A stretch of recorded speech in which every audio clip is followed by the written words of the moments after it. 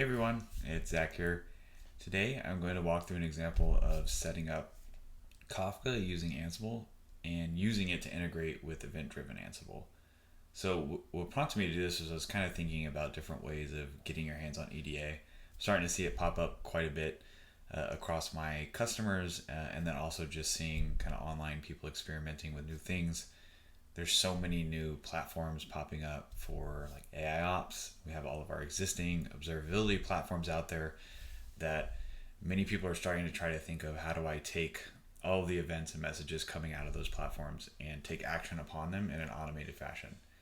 So my goal was actually, it's not necessarily to try to build out something production grade in the context of this short video. It's really just to help you spin up a sandbox environment to get your hands on this. And I'm using Kafka as an example because a lot of people have Kafka in their environments, or some sort of messaging or event broker. But you can take what you learn in this video and leverage it for other integrations. So it's not necessarily going to be limited to Kafka. The idea here is just to get your hands on with Kafka if you're new to it, but mostly event-driven Ansible, and taking those learnings and leveraging with whatever tools you have in your environment. So to get started, the first half of the post is really about automating the install of Kafka to set up in your environment. And there are some prereqs, so I don't go through like actually getting the VM or bare metal compute that you're going to need. I'm using a pretty lightweight EC2 in AWS. It's going to be a RHEL 9.3. So I haven't tested with other configurations. This should work pretty well generally with any Linux host. But for my particular example, if you want to go exactly how I'm going, spin up an EC2 temporarily. Should be pretty minimal cost, and let's get started from there. So I've already spun the VM up myself, and I'm going to hop over into AAP, and the playbook linked in the source here, so instructions on how to use that, will actually install Kafka. So I'm going to go ahead and click launch. I've already created a job template for it, but what you can do if you want to copy me again exactly is go in and create a project, and you can use my Git repository, which is the source for this post, and configure this playbook. So playbooks AWS install apps. And when I launch it, I've got a survey set up in a couple of prompts. So the first thing is picking my inventory. I'm going to stick with my cloud inventory, which is where my AWS EC2s are synced. So I'm using the dynamic inventory plugin. The next piece here is I need to specify my target host. So I actually do, in my inventory, I name them by the tag name in AWS. So for me, I happen to know it's called Kafka Demo Z. I'm going to choose apps. Again, I designed this to be more generic. Specifically right now, I've only enabled Kafka, so that's my only option. And then I'm going to specify a demo topic. So I'm just going to call it demo events. This demo topic is actually part of the install. It's optional. If you provide a topic, it will go ahead and create the topic for you. Very useful for the demo. Let's go ahead and click next and click finish. So we'll let that run. It shouldn't take too long. What I'm going to do in the meantime is actually hop over into GitHub to take a look at the playbook and then the role that's used to do this installation. So first we have our playbook. It's pretty simple. It's just calling a role. And I kind of mentioned I designed it to enable the ability to install more than one application. So that survey was asking me for the host, which is going to populate this _host variable and tell the job template that I'm executing on Kafka Demo Z, which is my EC2 that I've set up for this. It's going to make sure I can connect, right? This is just a task I'm using, given that I'm using ephemeral infrastructure. I want to make sure it's all up and running before I get started.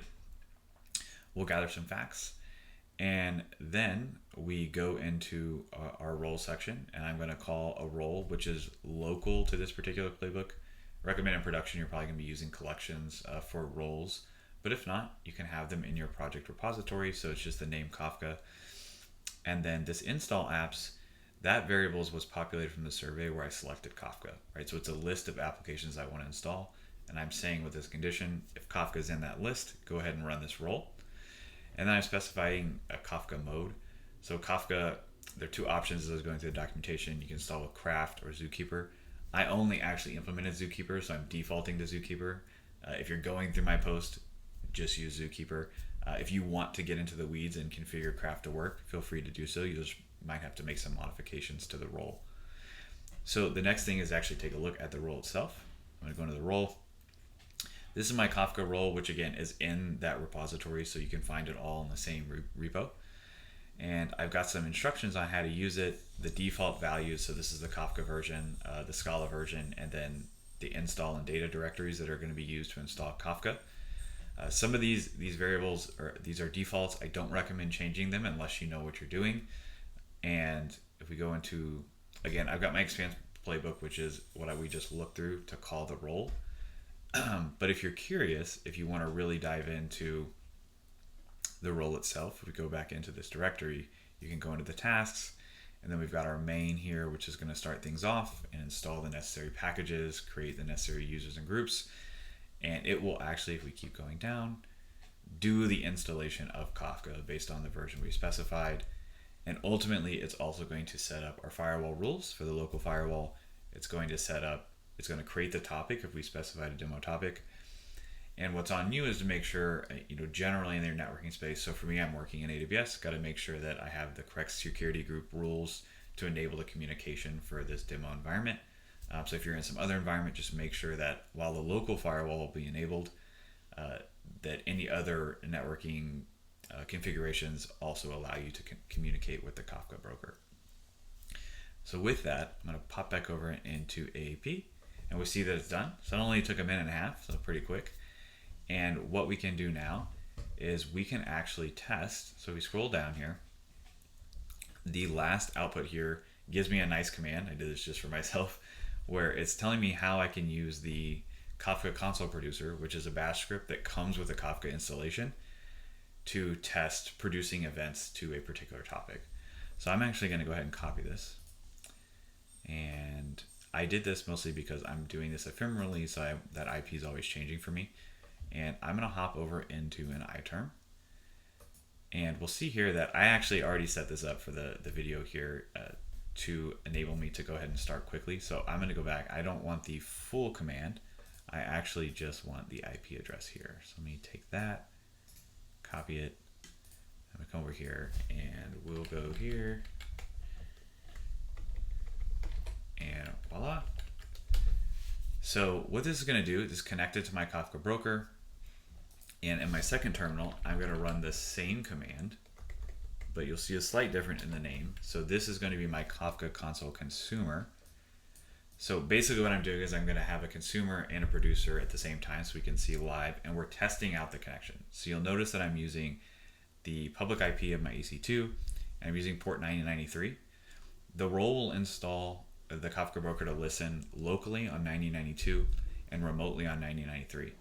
I'm testing from my machine the remote setup, specifically because when I run the EDA rulebook in a few minutes, I'm going to be connecting remotely, and I want to make sure port 9093 is accessible and working in the way that I would expect. Otherwise, my rulebook won't work.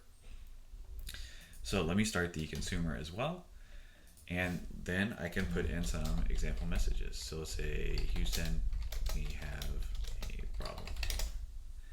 And you'll see, so everything's working. My producer is able to send events to the topic. My consumer, which is subscribed to that topic, is receiving them. Another thing that I want to note is that we can send JSON payloads, right? So for my demo, this is actually the construct that's going to be required. So I have a content property, and then I'll say, let's say this is a demo. And on the CLI, it doesn't look necessarily compelling, but that JSON construct is useful, especially when we're working with EDA. So now that I've confirmed that Kafka's up and running, I can connect to it remotely. Let's take this IP address, and we're going to go into the EDA controller, and we're going to set up a rulebook activation. So in AAP, I'm going to come down to this automation decisions section, and I've already got a project configured. So if you don't have a project, go ahead and set up a project. You can point at my public GitHub repo, which is where the rulebook is for this demo. And then I go into my rulebook activations, which is almost one-to-one with a job template for a playbook, is a rulebook activation for a rulebook.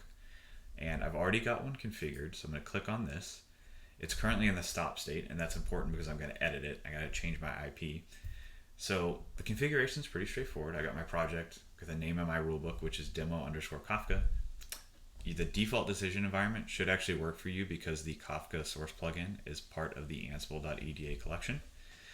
And if I scroll down, there are some variables that I can pass in to the rulebook. So I've got my Kafka host, my Kafka port, the topics, and then my search term, which is used for demo purposes.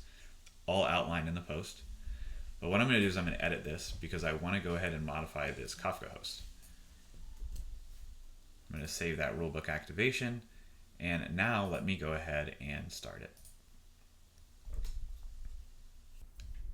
All right, so now we can see my rulebook activation is running, and it's going to be subscribed to that particular topic. So what I can do is I can actually come back to my terminal, and let me publish another event. We'll copy the one below. So my search term that I used in the rulebook activation was demo. So what that means is if you actually take a look at the rulebook, I've got two conditions that will do different downstream actions. So in this case, it's looking for that search term in the message. So we'll say this is another demo. And what we should expect is a match because the search term is in the message. So if I go back to browser, we've got a fire count here. Let's go to our rule audit. And we'll see here that our demo match condition fired. That's what we expected because our search term was found. So if we go back to the terminal and we put one more message here just for the demo, we'll say content.